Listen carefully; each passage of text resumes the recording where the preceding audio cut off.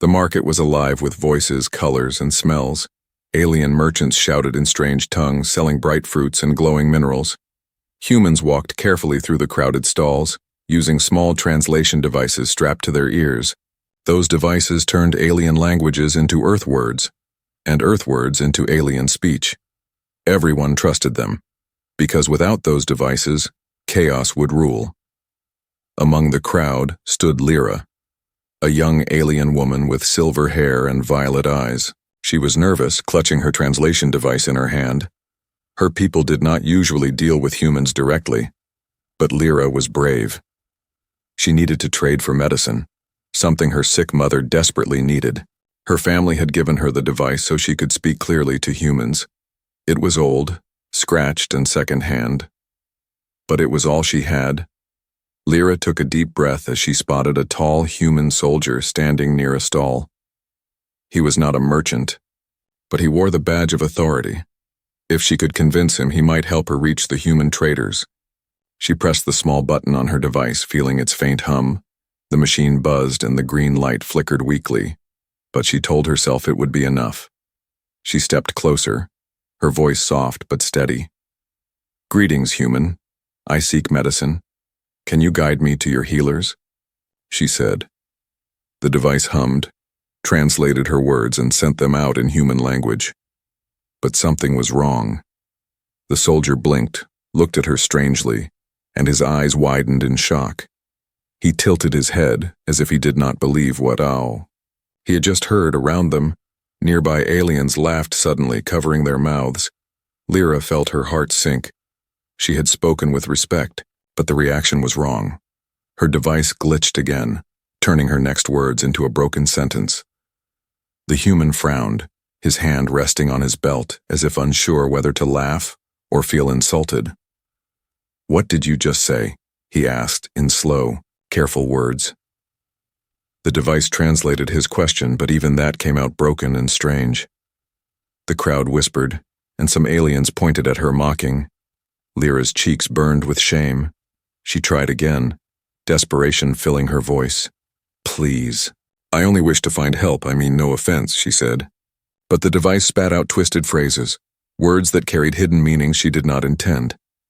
Gasps came from the crowd, and more laughter followed. Lyra's hands trembled as she clutched the device. This was supposed to protect her honor, but instead it betrayed her. The human soldier narrowed his eyes. He did not laugh like the others, but confusion and suspicion grew in his gaze. He stepped closer, towering over her. "Is this some kind of game?" he asked. The translation device buzzed, stuttered, and then twisted his words into something cruel. Now it sounded as if he was mocking her in return. The crowd roared with delight, taking the moment as entertainment. Lyra wanted to vanish into the ground. Her mother's face flashed in her mind, weak and pale at home, waiting for medicine. She had no choice but to continue, no matter how broken the device was. She tried to bow politely, showing respect, but the device caught her words again and turned them into something bold, something dishonorable. Suddenly, the whispers changed, no longer laughter but shock. The aliens around her murmured that she had just offered something unthinkable. Her honor was at stake, her reputation cracking before her eyes. The soldier raised a hand, silencing the noise. He leaned closer to Lyra, his voice low. "I don't think you mean what this thing is saying," he whispered, tapping the device. Lyra froze, her eyes wide. Could he understand? Did he realize the machine was failing? She wanted to scream the truth, but every sound she made would only come out wrong. The device betrayed her again and again, twisting her words like knives. The market's noise grew heavier, the crowd circling, hungry for scandal. This was no longer about trade. This was about shame and honor. Lyra's hands shook, her breath came fast. Her people's customs were strict, and a single wrong phrase could change her future forever. The device was small, simple, and broken, yet it carried the power to destroy her life, and she had no control over it. The human soldier studied her for a long moment. He was not smiling, not mocking. Instead, he seemed to understand her fear. His hand left his weapon and he took a slow step back. For a second, Lyra felt a spark of hope. Maybe he would help her, Maybe he would see through the lies of the machine. But before she could speak again, the device gave one final buzz. It twisted her desperate plea into words that made the entire crowd gasp as one. Lyra's heart stopped. She did not even know what the device had said this time. But the way the alien stared at her told her enough. Her honor was gone, shattered in a single moment, and the human's expression changed from confusion to shock. The broken device had failed her completely, and now, everything hung in the balance. The crowd's reaction grew louder, whispers turning into cruel laughter. Every alien around Lyra stared at her with a mixture of shock and amusement. They thought she had spoken something shameful, but in truth it was only the broken device twisting her words. Her chest tightened, her breath coming faster, as if the air itself was mocking her. The human soldier did not laugh. His brows pulled, together, his hand lowering from his belt. He looked at her as though he could see the fear behind her violet eyes. Yet he said nothing, and that silence cut her worse than the crowd's laughter.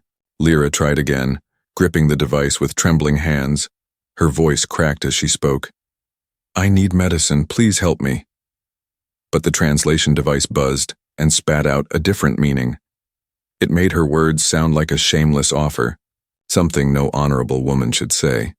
Gasps echoed across the market square, and a group of older aliens turned away in disgust.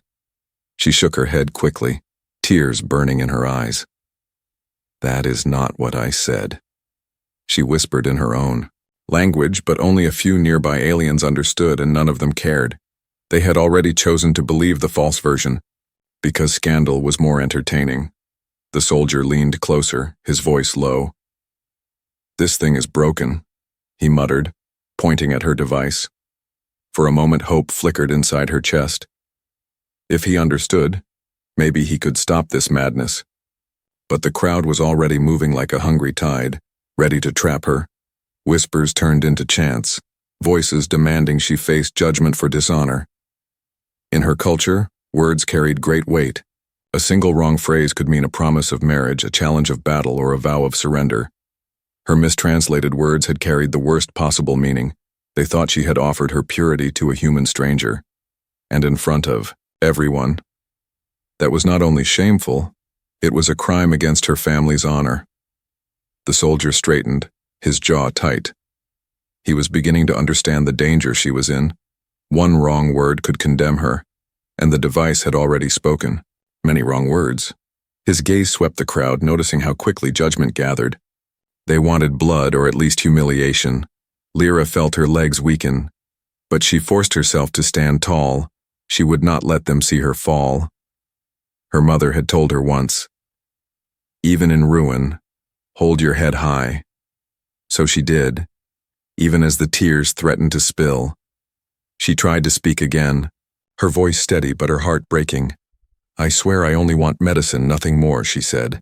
But the cursed machine twisted it again, making it sound like a vow of belonging to the human. The crowd erupted, some cheering, others shouting. For the elders, the news spread quickly, leaping from mouth to mouth until half the market knew her shame. A group of guards pushed forward, their armor clinking as they formed a circle around her. One of them snarled, "She has spoken dishonor, take her to the tribunal." Lyra's blood ran cold. The tribunal was the worst place she could be taken. There, every word she spoke would be twisted by the broken device, and there would be no escape. The soldier suddenly stepped between her and the guards, his hand raised, palm open. He did not draw his weapon, but his stance was strong, a silent warning. The crowd hushed for a moment, surprised that a human would interfere. "Wait," he said firmly, his voice calm but powerful. The device translated his words, but even those came out broken. It made him sound like he claimed her as his own. The crowd gasped again, and the rumor twisted further. Now it was not just her mistake, but his acceptance.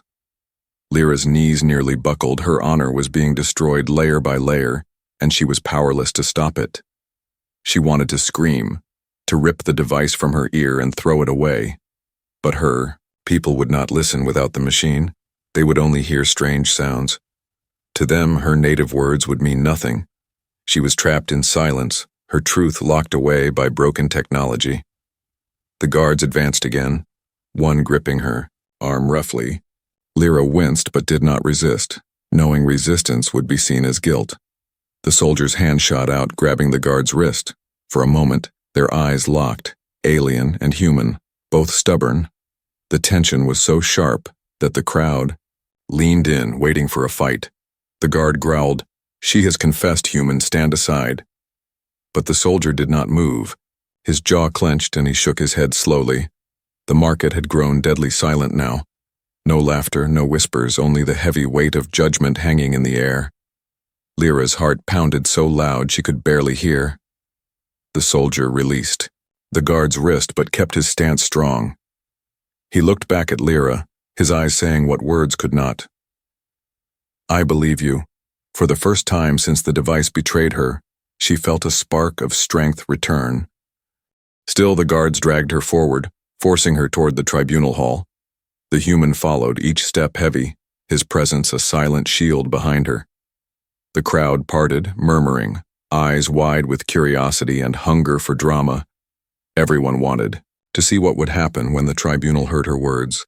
Lyra held the broken device tighter, hating it, fearing it, but unable to let it go. It was her only voice in this cruel place. And tomorrow, inside the tribunal chamber, that broken voice would decide her fate. The tribunal hall was a cold place built from black stone that swallowed light. Inside, rows of alien elders sat high on thrones, their eyes sharp and unforgiving. They had judged thousands before, and their word was final. No one left this place without a mark on their soul. Lyra was dragged into the center, her wrists bound. With glowing cuffs, the crowd filled the lower seats, whispering, pointing, waiting for shame to unfold. She kept her head high, though her chest was heavy with dread. Her broken translation device clung to her ear, flickering weakly like a dying star. Every buzz it made filled her with terror. Behind her, the human soldier entered. His boots echoed on the stone floor, each step steady, each step defiant. The guards glared at him but did not stop him. He was a guest of another world, and guests were not so easily silenced. Still, his presence alone caused ripples of unease among the elders. The highest elder raised a hand, silencing the murmurs. "Begin," his voice boomed, deep as thunder. The device caught his words and twisted them into a harsh growl in the soldier's ear. The human frowned but said nothing. He knew the machine was broken, but here it was the only bridge between them. The first elder turned to Lyra. "You stand accused of dishonor. Your words shame your family and your people. Speak and defend yourself." Her lips trembled. She tried to speak her truth. "I asked only for medicine, nothing more," she said. But the device betrayed her again, the words twisting, changing, poisoning her intent. The crowd gasped, and murmurs spread like wildfire. To them, her words sounded like a vow of belonging. To the human soldier, her face burned red, her body stiff with fear. The soldier clenched his fists, his stomach twisting. He could see the truth in her eyes. She was innocent, and yet every sound that left her mouth became a dagger. He wanted to speak for her, but he knew his words too would be twisted. What if he made it worse? What if the crowd turned on him as well? The elders leaned forward, their voices sharp. "Do you deny your vow? Do you deny the words the device has spoken?" Lyra shook her head desperately. "No, that is not what I meant," she cried in her language. But it was useless. The machine twisted it again. To the audience, it sounded like she confessed. The crowd roared, half in anger, half in cruel excitement. The soldier's chest tightened. He knew he could not stay silent. He had seen war, seen injustice. But this was different. This was a young woman being destroyed by a machine, and by the hunger of her people for scandal. He thought of stepping forward, thought of tearing the device from her ear. But then what? Without it, her voice would be nothing but meaningless sound to the council, and they would call her guilty even faster. One of the elders slammed a staff against the ground. "Her dishonor is clear. Prepare judgment." The words echoed across the chamber, and the guards tightened their grip on her arms. Lyra's knees buckled, her strength fading. The soldier's heart pounded in his chest. If he let them continue, She would be ruined, her family ruined, her life over. But if he interfered, he might spark a war between their people. His mind raced, every choice sharp and dangerous. He could expose the device, claim it was faulty. But would they believe him a human, over their ancient traditions? He could fight. But violence here would only confirm their worst fears about his kind. Or he could do nothing, turn his back, walk away. But the thought made his stomach twist in disgust. The guards began to pull Lyra away. She turned her head, her violet eyes locking with the soldiers. There was no plea in her gaze, only quiet despair. That look struck him harder than any weapon. He had a choice, and he knew he could not walk away. "Stop," the soldier said loudly, his voice echoing in the chamber. The device translated his words, but they came out broken and strange. To the crowd, it sounded like a declaration, as if he was claiming her as his own. The crowd gasped, voices overlapping in shock. The elders froze, their eyes narrowing at him. The soldier's heart sank. But it was too late to turn back. He had spoken, and now the whole tribunal was watching him. His dilemma had ended. The choice made itself. He could no longer stay silent if he was going to save her. He would have to fight not with weapons, but with truth. Even if the device twisted every word, even if the entire hall turned against him, the elder's voice rumbled again. "You speak in her defense, human, then speak carefully, for your words may bind you both." The soldier drew a deep breath, his eyes on Lyra. Her fear mixed with hope, and for the first time since this nightmare began, she was not alone. He squared his shoulders, his voice steady. "I will speak," he said. The device buzzed, twisted, and spat out another meaning, but the fire in his eyes told everyone that his battle had just begun. The tribunal chamber grew silent, the air heavy with expectation. Every alien elder leaned forward, their glowing eyes fixed on the human soldier. He had spoken, and though the device twisted his words, his tone carried weight. To the crowd, it sounded as though he had claimed Lyra in front of everyone.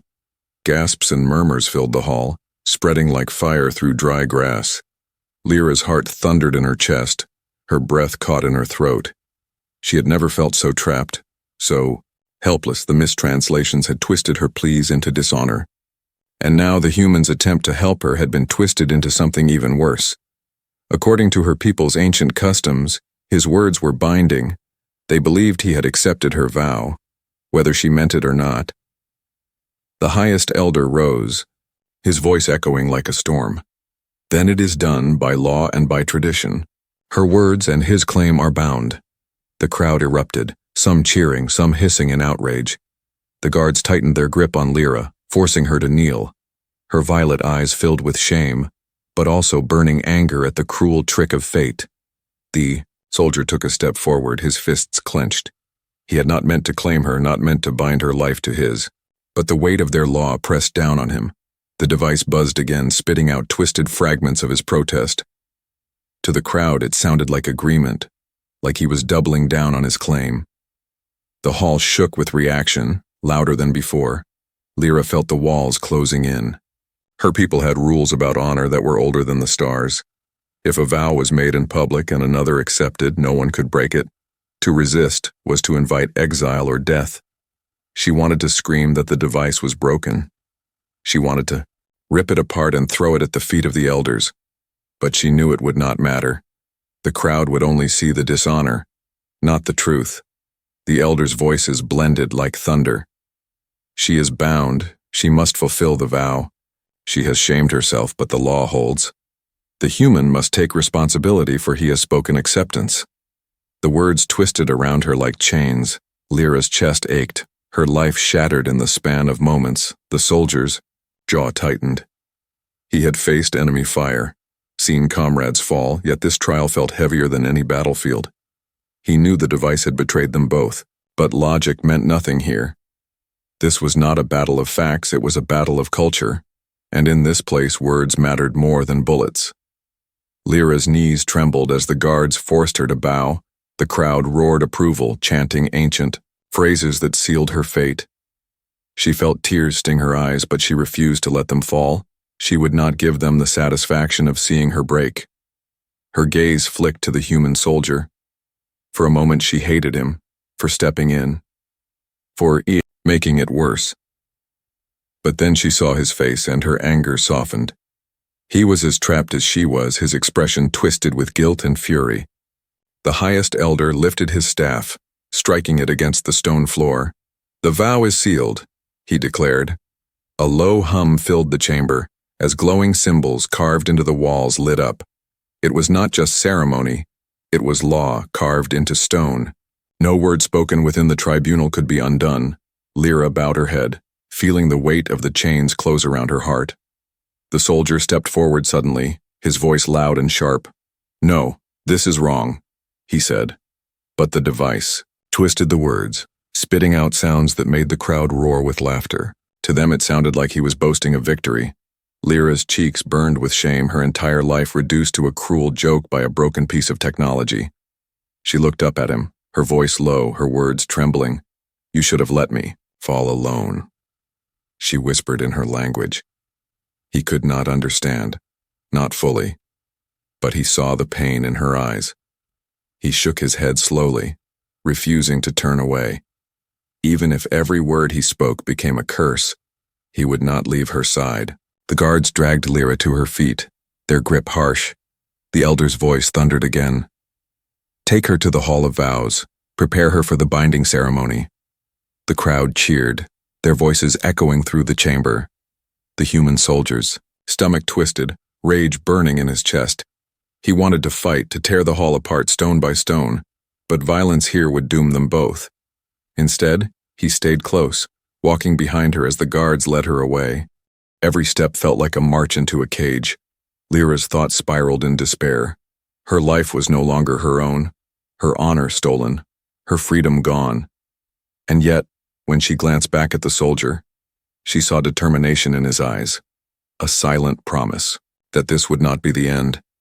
For now, the trap of honor had closed around her, but deep inside something told her the human would not let the chains hold forever. The broken device had betrayed her, but maybe, just maybe, the human would find a way to set her free. The Hall of Vows was carved from crystal stone, glowing with blue light. Long banners hung from the walls, each one marked with the symbols of ancient unions. It was a place of ceremony, but tonight it felt like a prison. Lyra was forced to kneel in the center, her wrists still bound. The crowd filled every corner, their voices low, their eyes hungry for scandal. The human soldier stood behind her, his jaw tight, his fists clenched. He could not accept this, not when he knew she was innocent. She had asked for medicine, nothing more. Yet the broken translation device had turned her plea into chains, and now the elders were ready to bind her to him, forever. The highest elder raised his staff, his voice booming across the chamber. "By law and by vow, the word spoken cannot be undone. The human has accepted. The alien has offered. The bond is sealed." The crowd cheered, stomping their feet against the stone floor. The noise rattled through Lyra's chest like thunder. She lowered her head, her violet hair falling over her face. Shame burned in her heart. She wanted to vanish, to melt into the ground and never be seen again. Her honor was gone. Her life, no longer her own. Tears threatened to fall, but she fought them back. Her people would not see her break. Not now, not ever. The soldier took a step forward, his voice ringing out. "Wait," he said firmly. The device buzzed, twisted, and spat out words that sounded like a proud boast. The crowd erupted into laughter, but the elder's eyes narrowed, waiting. The soldier's heart pounded. He knew if he let the machine twist him again, she would be lost.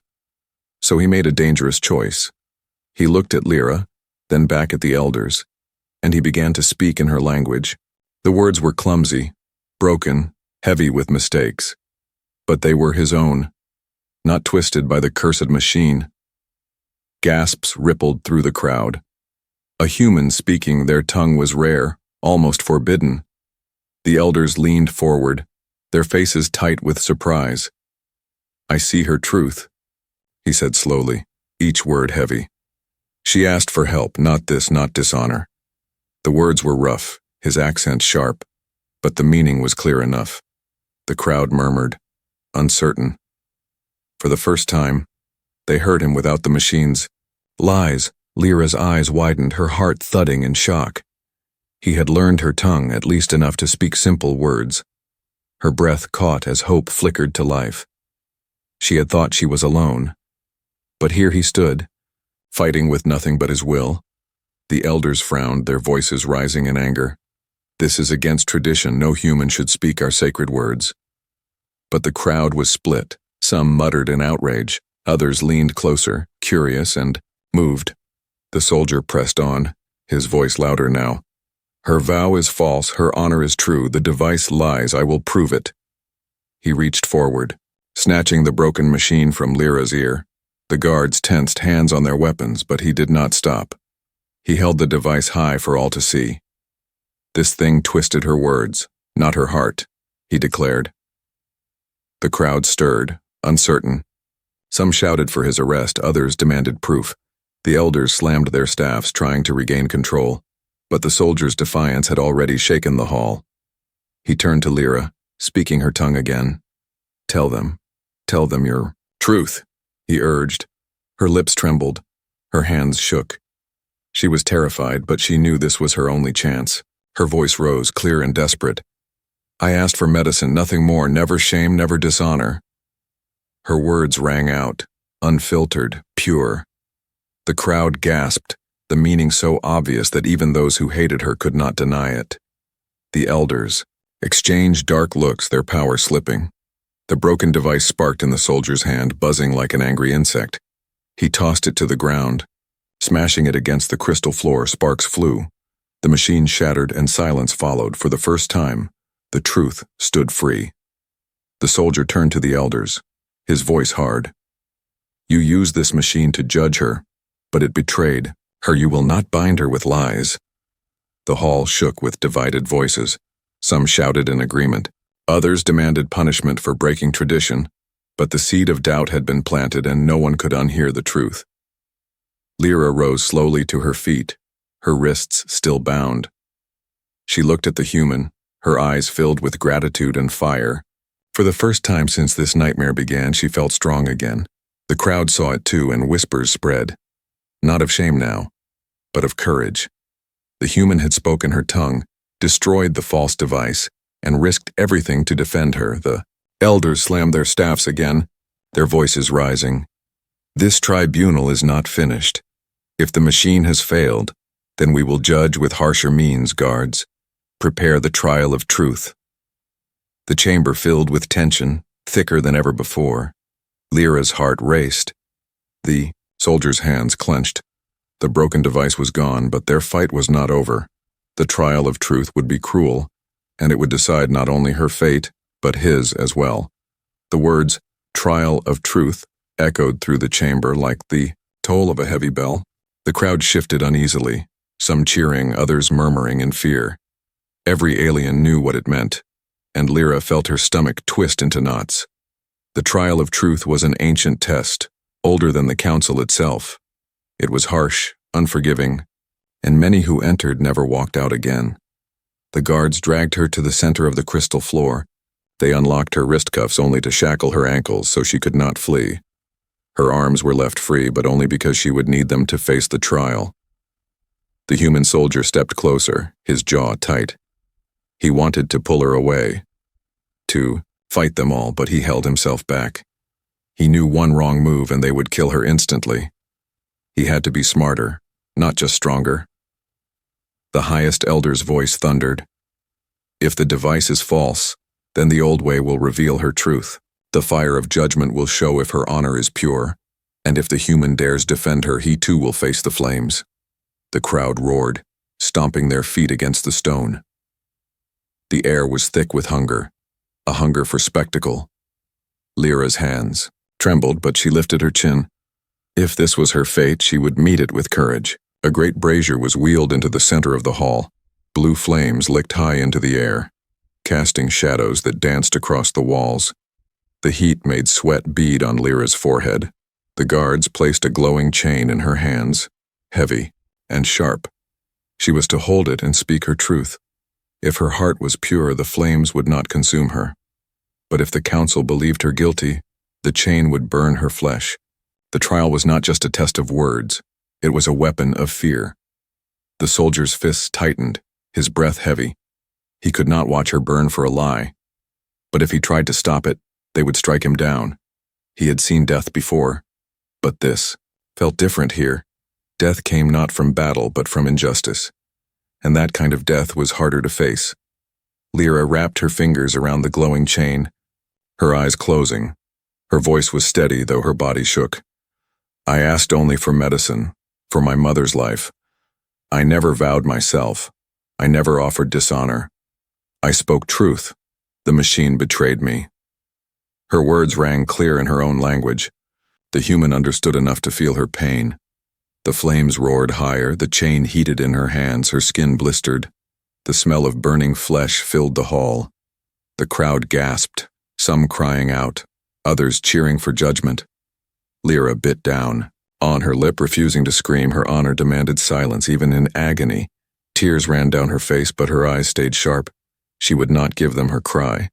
She would not let them see her fall. The soldier could take no more. He stepped forward, his voice shaking with fury. Stop this madness, he shouted in her language. The crowd froze, stunned by his words. The elders glared, their staffs striking. The ground in anger. But he did not back down. He strode to the brazier, ignoring the guard's warnings, and without hesitation he seized the other end of the chain. The heat seared into his skin instantly. Pain shot through his arm like fire, but he did not release it. He lifted his voice again. She speaks truth. I swear it, I have seen her heart. The flames leapt higher, the brazier shaking as sparks flew into the air. The crowd roared, some in disbelief, others in awe. Never before had a human dared take part in the trial of truth. The elders' eyes widened, their power slipping as the spectacle turned against them. The soldier gritted his teeth, his flesh burning, but he held on, refusing to let go. Lyra looked at him, her own hands blistered, and for a moment her despair broke. Hope flickered inside her. He was not just defending her with words, he was sharing her pain, and that truth could not be twisted by any device. The brazier trembled, the blue flames flickering wildly. The ancient runes on the walls glowed brighter. The hall itself seemed to reject the council's cruelty. The chain cooled suddenly, the flames collapsing into smoke. The trial was ended. The crowd fell silent, staring at the two figures standing together. Burned but unbroken, the highest elder slammed his staff, his voice trembling with rage. This proves nothing. Tradition holds she is still bound. But his words were weaker now, drowned out by murmurs from the crowd. They had seen the human suffer with her, seen him risk everything, and many of them were moved. For the first time, doubt spread through the chamber. The elder's grip on the people was no longer absolute. The soldier released the chain at last, his hands scorched and bleeding. He staggered but did not fall. Lyra caught his arm, holding him steady. Her own palms were burned, but she did not care. Her eyes were bright with fire. The tribunal had tried to break her, but instead it had shown her strength, and the human's courage had turned her shame into something greater. The elders shouted for order, but the crowd no longer listened. Voices rose, questioning the law, questioning the trial. The guards shifted uneasily, no longer certain of their duty. The balance of power was changing, and Lyra knew that nothing would ever be the same again. The tribunal hall was filled with smoke and silence. The brazier had gone cold, the flames snuffed out as if the ancient fire itself rejected the council's judgment. The crowd was restless, voices whispering, questioning, doubting. Lyra stood at the center with her burned hands trembling. Beside her, the human soldier still held himself tall, though his skin was raw and blistered. For the first time in her life, Lyra did not feel alone. The broken device had betrayed her. The council had tried to bind her. But the human had taken her pain as his own. He had held the chain, suffered the fire, and refused to abandon her. Her heart, once drowning in despair, now burned with a strange strength. The highest elder struck his staff against the stone, his voice sharp. This trial is finished. The vow is sealed. Tradition cannot be broken. But his words fell flat. The crowd no longer cheered him, no longer trusted his thunder. They had seen the human bleed for her, and they had seen the flames die as if the truth itself had spoken. One elder stood, her voice softer but stronger. The fire went out, the chain cooled, the law says the guilty burn, the innocent endure. She endured, he endured, perhaps the vow was never true. Gasps filled the chamber, and the highest elder glared at her, but the seed of doubt had grown. Too large to crush. The guards hesitated, their grip on their weapons unsteady. Some looked at Lyra with pity, others with respect. The crowd shouted now, some demanding her freedom, some calling for change. The council's power was slipping like sand through their fingers. The soldier raised his burned hands high, his voice steady despite the pain. No machine, no fire, no law of fear can twist her truth, he said in her tongue. The words were clumsy, but the meaning was clear. The crowd erupted, not with laughter but with cheers. Lyra's chest swelled with emotion, tears finally spilling down her cheeks, not tears of shame, but of release. She looked at him, this stranger from another world, a human who could have walked away, but instead had chosen to fight beside her. For the first time she felt her honor return, not from law, but from truth. The highest elder shouted again, his voice desperate. You defy the council. You defy tradition, this cannot stand. But his words were drowned out by the people. The chamber shook with chants, voices rising together.